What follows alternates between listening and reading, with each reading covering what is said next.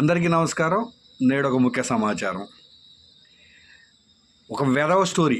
ఒక వెధవలు ఎలా ఉంటారంటే, కన్నతల్లి నచ్చలేదంటే కానీ పెనతల్లి నచ్చిందండి. ఎందుకంటే కన్నతల్లి నవమాసాలు కని మూసి పాలిచ్చి మంచి బుద్ధులు నేర్పి కొడుకు బాగుండాలని కోరుకునే కన్నతల్లి కొన్ని ఆంక్షలు పెడుతుంది.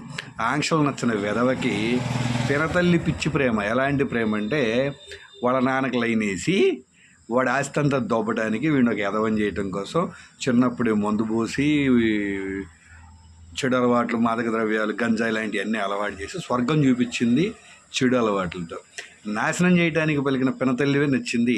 ఎందుకంటే అక్కడున్న అలవాట్లలో ఉన్న ఆనందాన్ని తీసుకున్న వెధవలకి. ఈరోజు ఇండియాలో ఉంటూ భారతదేశాన్ని, భరతమాతను అవమానిస్తూ ఐ లవ్ పాకిస్తాన్ అనే యదవనా కొడుకుల గురించి స్టోరీ. ఒరే వెధవల్లారా, మీకు కన్నతల్లి ప్రేమ తెలియదు, భరతమాత విలువ తెలియదు. భరతమాతను అవమానించిన వెధవలని దేశద్రోహం కేసులో జీవిత ఖైదు చేయాలి. ఎందుకంటే కన్న తల్లికి, ఉన్న ఊరికి, పుట్టిన గొడ్డకి, భరతమాతకి విలువ ఇవ్వని వెధవలు బ్రతికినా ఒకటే, చచ్చినా ఒకటే. కాబట్టి ఈ విషయం అందరూ తెలుసుకుంటే మంచిది. ఎవరి గురించి మాట్లాడానో అర్థమై ఉండాలి. జై భారత్, జై హింద్.